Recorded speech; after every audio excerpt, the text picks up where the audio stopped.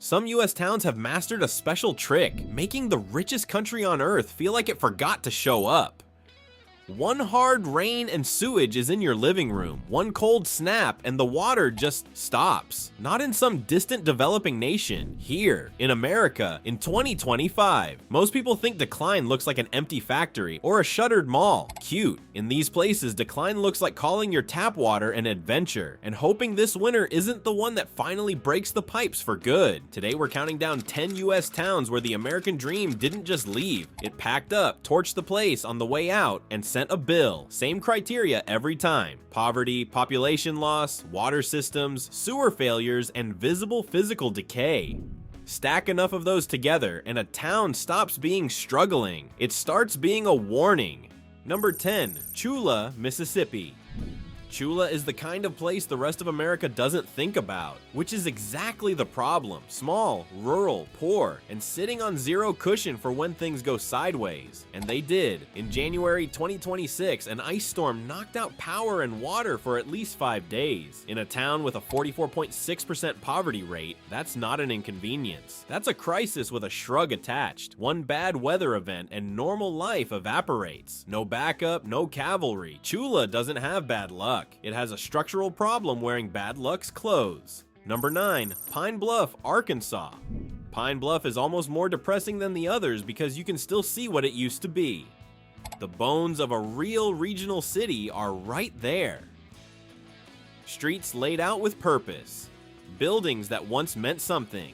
And now, a 24% poverty rate, a population that shed 6% between 2020 and 2024, and a blight problem so bad the city is still actively fighting unsafe structures. Not planning to, still actively fighting them. It's like bailing out a bathtub with a teaspoon while the faucet stays on. Admirable effort. Depressing math. Number 8, East St. Louis, Illinois. East St. Louis has had a reputation for decades. Turns out it was underselling it. Right across the river from its much more famous neighbor, East St. Louis is what happens when location means nothing without investment. Population around 17,808, poverty rate 32.8%, and the city runs a combined sewer system, meaning when it rains hard enough, sewage and stormwater become one enthusiastic, undiscriminating system. Illinois spent nearly $2.6 million buying out 39 flood-damaged properties. Sometimes the solution to flooding is just admitting defeat and paying people to leave. By now, the shape of this is familiar. Jobs leave, people follow, the tax base folds, but the pipes don't get the memo. They keep aging, keep cracking, keep waiting for a budget meeting that never comes. Then one freeze or flood pulls the curtain back and everyone acts surprised.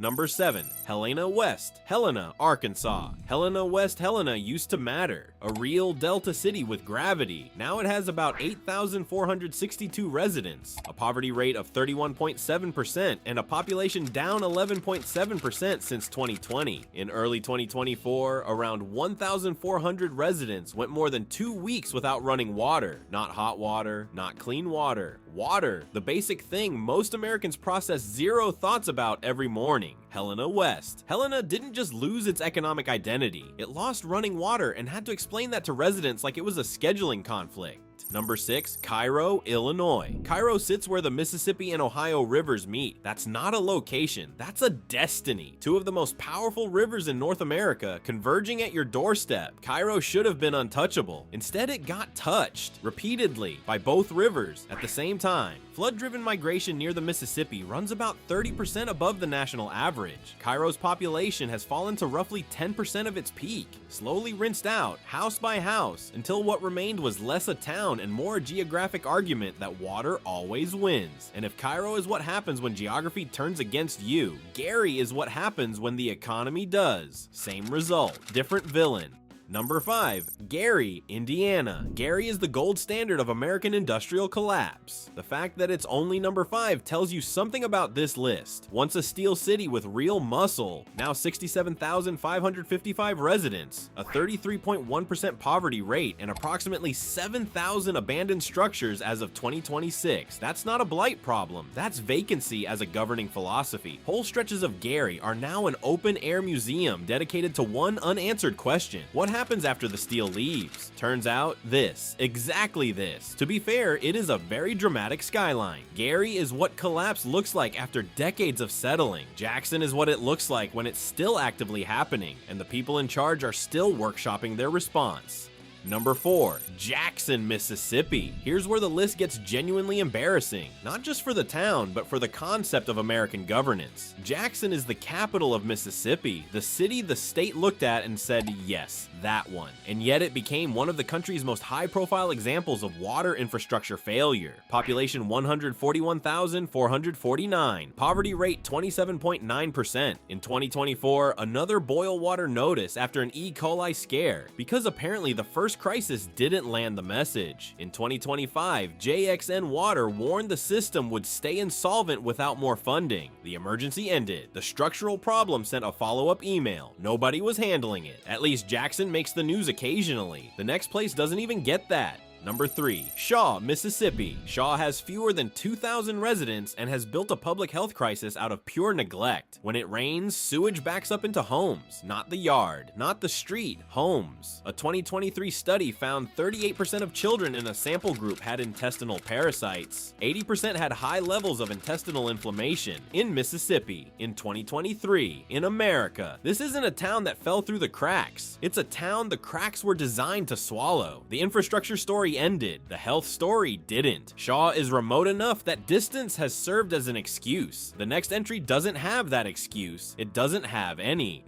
Number 2, Cahokia Heights, Illinois. Cahokia Heights removes every excuse. It sits inside a major metro area, close enough to see the skyline, which makes the contrast almost satirical. A third of residents in poverty, untreated sewage flooding streets, yards, and homes, and a repair backlog so deep the city is staring down more than 80 sewer projects through the end of 2026. You don't accumulate 80 fixes through bad luck. You accumulate them through years of deferred maintenance and the quiet institutional decision that some people can wait. Cahokia Heights was gently, consistently, bureaucratically allowed to fail. Number 1, Welch, West Virginia. If one place captures everything wrong with how America handles decline, it's Welch and McDowell County. This county once had coal, jobs, and nearly 100,000 people. Now it has about 17,000, a median household income of $31,559, and a poverty rate of 38.4%. It keeps getting hit by flooding, including after the February 2025 flood, and trust in the tap water is so eroded most residents simply don't drink it. Not because they're picky, because experience taught them better. Welch isn't just poor, it's poor,